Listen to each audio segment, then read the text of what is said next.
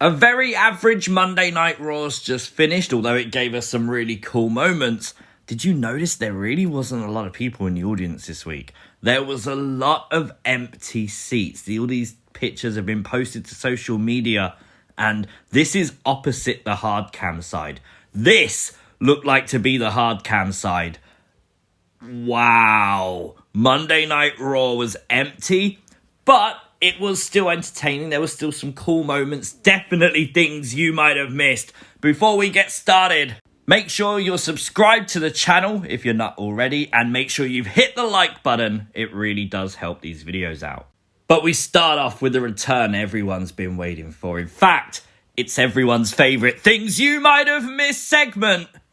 I've missed this. Ladies and gentlemen, boys and girls, it's Puppet Watch!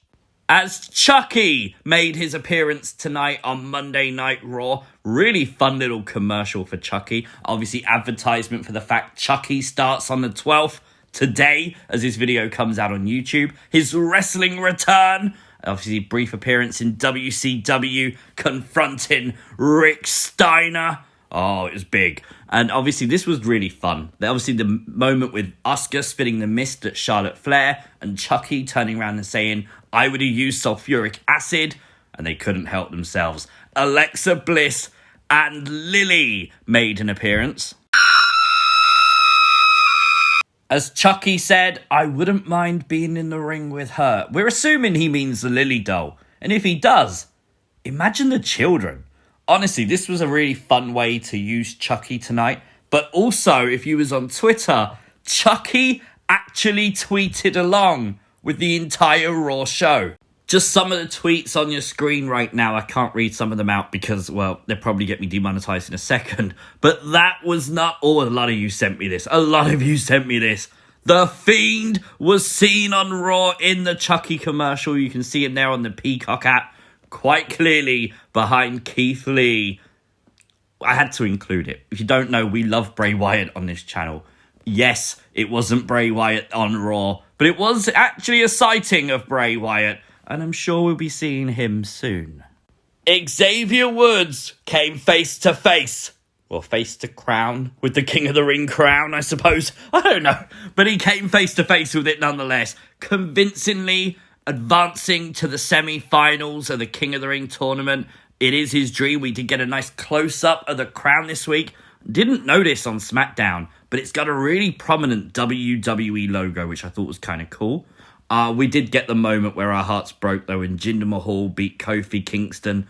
This means we will not be getting Kofi versus Xavier next week. Instead, it will be Jinder Mahal versus Xavier Woods on Raw. On SmackDown, Sami Zayn versus Finn Balor. This is The Miz. Yep, I know. Honestly, this is such a good outfit. I love this. Look at the blue body paint. I'll tell you one thing for sure, right? This is obviously Miz on Dancing with the Stars. But when WWE, if they ever sell to Disney, Miz, I think you just got a new movie job. But while The Miz was a genie this week, John Morrison was also dressed in all blue, and he's now meditating backstage. I have no idea why. The only thing I can think of is obviously the character John Morrison was once known as the Guru of Greatness. Could they be going back to that kind of role for John Morrison? I think adding the women's tag champs, Nikki and Rhea, was actually quite fun. It made it a more comedy segment, and I like that. But it will definitely be interesting to see how this progresses for John Morrison in the upcoming weeks on Raw.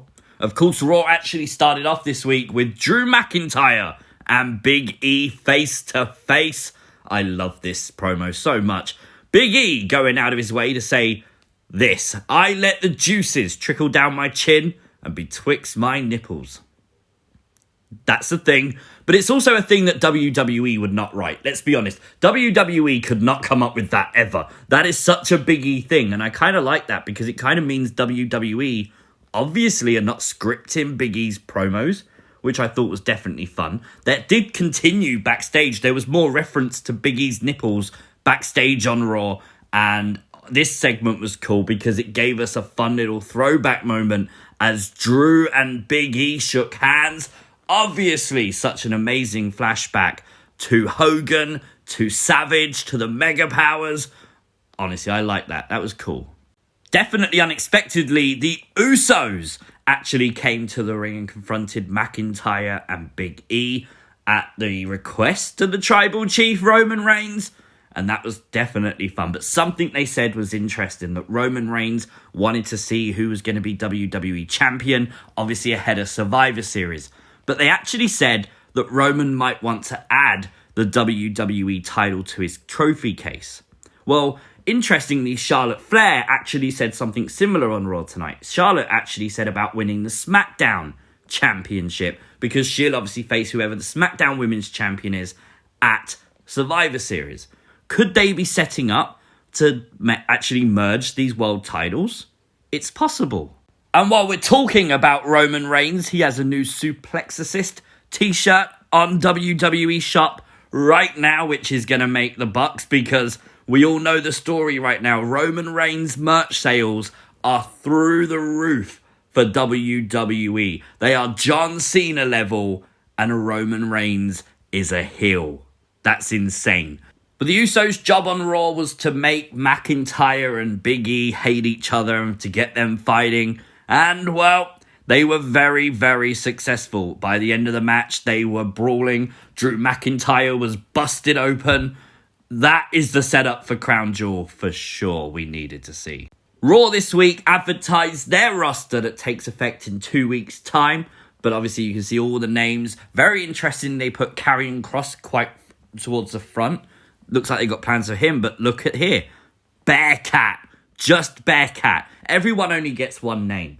But they didn't call him Keith or Lee. They called him Bearcat. And I just wonder, could this be a sign that they might change Keith Lee's name permanently to just Bearcat? So there was the women's tag match that was advertised for this week's Raw. What was WWE thinking? This was always going to end up in some massive brawl, and it did. How are these wrestlers ever meant to get along when they hate each other so much? But it happened, and you know what? I was actually a fan. I think the chaos was good. The ending was obviously a no contest, and SmackDown Women's Championship competitors went at it. They did focus again on the fact Charlotte was there, Becky was there, and with Becky claiming she's going to retain the title at Crown Jewel. Could we see Charlotte versus Becky at Survivor Series? And, as we mentioned, will it be for the championships? That would be interesting. The Hurt Business picked up a big win this week, beating Mansoor and Mustafa Ali. Kind of like that. It was definitely a fun match, and great to see the Hurt Business getting the win. But after the match, we saw the issues between Ali and Mansoor really come to a head as Ali pushed Mansoor to the mat. And then the confrontation and beatdown from Mustafa Ali to Mansoor backstage later on makes sense, because there's no way they're leaving Mansoor off of Crown Jewel. He is from Saudi Arabia. It makes sense to put him on that show. And I think Mansoor versus Mustafa Ali just makes sense. It's the biggest storyline they could do for him right now. And I can't wait to see Mansoor get a big win, to be honest. Shayna Baszler advanced to the semi-finals of the Queen's Crown Tournament, defeating Dana Brooke. Pretty quick match. There was a lot of critics of it online. And of course, the next match was Doudrop versus Natalya in the Queen's Crown Tournament. It did seem like a more competitive match. And poor Doudrop literally landing on her head after the cannonball. Just look at the referee's face. The referee even knows that one hurt. But Doudrop was able to pick up the win, defeating Natalya, which makes a ton of sense, as she will now face Shayna Baszler next week on Raw. Winner goes to the final to go to Crown Jewel for the Queen's Crown. Makes sense with the match they set up last week. I really like that. Austin Theory actually took a selfie with a WWE champion Big E this week, completely out of nowhere. Big E was just doing his little thing backstage to the camera, and there's Austin Theory with a selfie. Honestly, I like this. I think give our Theory the actual story of going around taking selfies with people. But it could also be the fact they're setting up Theory for a big match for the WWE title. Maybe too early, maybe. But this is what he did to set up the match with Jeff Hardy. So maybe that's what they're doing now with Theory. Maybe they have got big plans for Austin Theory on Raw. But this was a typical Raw during Monday Night Football season. Every now and again, they'll give you an average show. because they know the viewership's not going to be great due to whatever Monday Night Football game is going on. So kind of to be expected sometimes with these Monday Night Raws that they're not going to always be great. I don't think tonight's show was anywhere near great, but it was still okay. It was definitely okay. Also, did you notice Riddle's jacket is actually snakeskin style? I really thought that was a cool little Easter egg that I wanted to throw in at the end of this video. Definitely still fun to watch the show live. Let me know your thoughts in the comment section down below. Like, share, subscribe, all that good stuff, and I'll see you next time. Peace!